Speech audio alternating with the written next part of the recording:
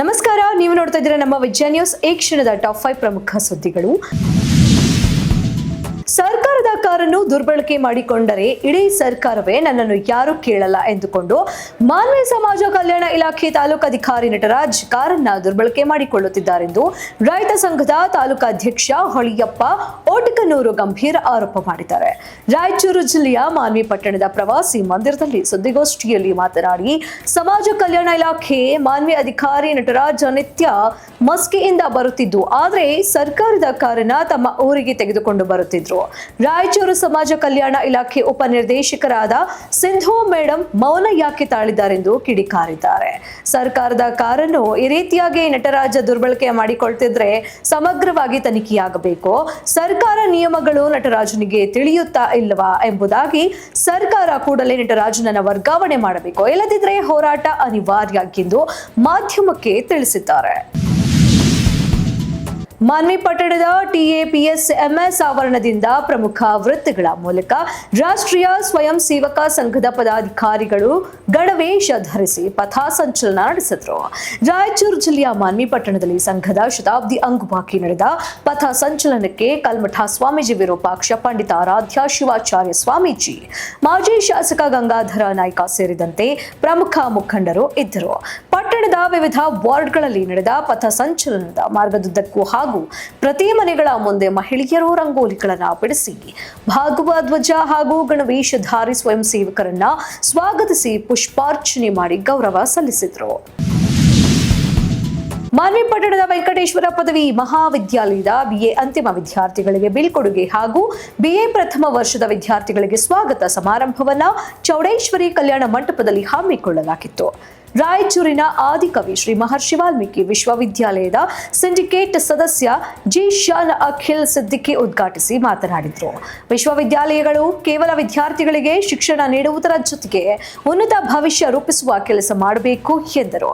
ಕೌಶಲ್ಯ ಭರಿತವಾದ ಜ್ಞಾನ ಮಾತ್ರ ವಿದ್ಯಾರ್ಥಿಗಳ ಬೆಳವಣಿಗೆಗೆ ದಾರಿದೀಪ ಇದ್ದಂತೆ, ಆದ್ದರಿಂದ ಎಲ್ಲಾ ಶಿಕ್ಷಣ ಸಂಸ್ಥೆಗಳು ಕೌಶಲ್ಯಗಳನ್ನು ತಿಳಿಸಬೇಕು ಎಂದರು.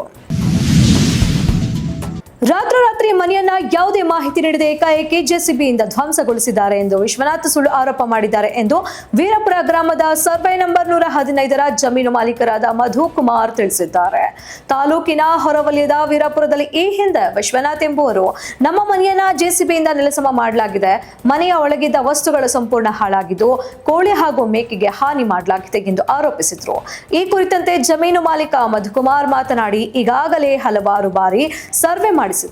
ವಿಶ್ವನಾಥ್ ರವರೇ ಖುದ್ದು ಸಹಿ ಹಾಕಿ ಸರ್ಫಿಯನ್ನ ಒಪ್ಪಿಕೊಂಡಿದ್ದಾರೆ. ಆದ್ರೆ ಪದೇ ಪದೇ ನಮ್ಮ ಮೇಲೆ ಎಲ್ಲಿಸಲ್ಲದ ಆರೋಪಗಳನ್ನ ಮಾಡುತ್ತಾ ಸಮಸ್ಯೆ ಕೊಡುತ್ತಿದ್ದಾರೆ ಎಂದರು.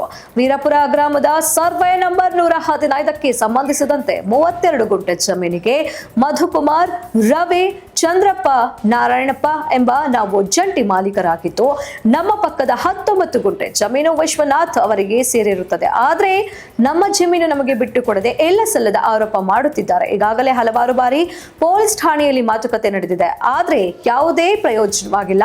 ತಾವೇ ಮನೆ ನೆಲಸಮ ಮಾಡಿಕೊಂಡು ನಮ್ಮ ಮೇಲೆ ಆರೋಪ ಮಾಡುತ್ತಿದ್ದಾರೆ. ಮನೆಯನ್ನು ಬೀಳಿಸುವ ಉದ್ದೇಶ ನಮ್ಮದಾಗಿದ್ರೆ ಕೋರ್ಟ್ ಆದೇಶ ಪಡೆದು ಸಂಪೂರ್ಣ ಮನೆಯನ್ನ ಧ್ವಂಸಗೊಳಿಸುತ್ತಿದ್ವು. ಆದ್ರೆ ನಾವು ಆ ಕೆಲಸ ಮಾಡಿಲ್ಲ. ಮನೆ ಖಾಲಿ ಮಾಡಿಕೊಡುವಂತೆ ಮನವಿ ಮಾಡಿದ್ವು. ಆದ್ರೆ ವಿಶ್ವನಾಥ್ ಕೂಡ ಒಪ್ಪಿದ್ರು.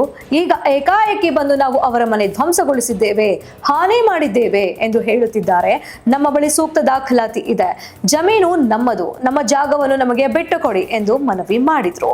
ಮನೆಯಲ್ಲಿದ್ದ ವಸ್ತುಗಳು, ಅಡುಗೆ ಪಾತ್ರೆಗಳು ಸಂಪೂರ್ಣ ಹಾಳಾಗಿದ್ದು, ತಾವು ಸಾಕಿದ ಕೋಳಿಗಳು ಗೋಡೆ ಕೆಳಗೆ ಸಿಲುಕಿ ಸಾವನ್ನಪ್ಪಿವೆ. ಗೋಡೆ ಬಿದ್ದ ಪರಿಣಾಮ ಮೇಕೆ ಮರಿಯ ಕಾಲು ಮುರಿದಿದೆ ಎಂದು ವಿಶ್ವನಾಥ್ ಮಾಧ್ಯಮಗಳ ಮುಂದೆ ಹೇಳಿದ್ದಾರೆ. ಇದು ಎಲ್ಲವೂ ಸುಳ್ಳು, ಸತ್ಯಕ್ಕೆ ದೂರವಾದ ಮಾತು. ಈ ಕುರಿತು ಪೊಲೀಸ್ ವರಿಷ್ಠಾಧಿಕಾರಿಗಳಿಗೆ ದೂರು ನೀಡಿ ಸಮಸ್ಯೆ ಪರಿಹರಿಸುವಂತೆ ಮನವಿ ಮಾಡಿಕೊಳ್ಳುತ್ತೇವೆ ಎಂದರು.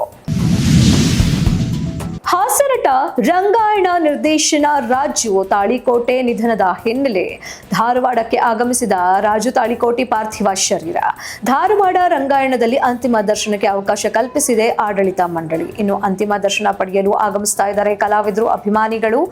1 ಗಂಟೆವರೆಗೂ ಅಂತಿಮ ದರ್ಶನಕ್ಕೆ ಅವಕಾಶವನ್ನ ಕಲ್ಪಿಸಿಕೊಟ್ಟಿದ್ದಾರೆ ರಂಗಾಯಣ ಆಡಳಿತ ಮಂಡಳಿ. ರಾಜು ತಾಳಿಕೋಟಿ ಅವರನ್ನ ನೆನೆದು ಕಣ್ಣೀರು ಹಾಕುತ್ತಿದ್ದಾರೆ ಕುಟುಂಬಸ್ಥರು ಮತ್ತು ಅಭಿಮಾನಿಗಳು. ಬಳಿಕ ಸ್ವಗ್ರಾಮ ವಿಜಯಪುರ ಜಿಲ್ಲೆ ತಾಳಿಕೋಟೆಗೆ ತರಲಿರುವ ಪಾರ್ಥಿವ ಶರೀರ. ರಾಜು ತಾಳಿಕೋಟಿ ಅಂತಿಮ ದರ್ಶನ ಪಡೆದಿದ್ದಾರೆ ಕಲಾವಿದರು.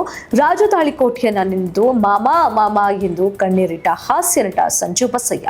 ಧಾರವಾಡದ ರಂಗಾಯಣದಲ್ಲಿ ಕಣ್ಣೀರಿಟ್ಟಿದ್ದಾರೆ ಕಲಾವಿದರು. ಕಳೆದ ಅರ್ಧ ಗಂಟೆಯಿಂದ ಅಂತಿಮ ದರ್ಶನ ಪಡೆಯುತ್ತಿರುವ ಕಲಾವಿದರು ಹಾಗೂ ಅಭಿಮಾನಿಗಳು. ಇದಾಗಿತ್ತು ಈ ಕ್ಷಣದ ಪ್ರಮುಖ ಸುದ್ದಿಗಳು. ಮತ್ತಷ್ಟು ಅಪ್ಡೇಟ್ಸ್ಗಾಗಿ ನೋಡ್ತಾ ಇರಿ ನಮ್ಮ ವಿಜಯ ನ್ಯೂಸ್. ನಮಸ್ಕಾರ. ನೀವು ನೋಡ್ತಾ ಇದ್ದೀರಾ ನಮ್ಮ ವಿಜಯ ನ್ಯೂಸ್, ಭರವಸೆ ಬದುಕಿನ ವಿಜಯ.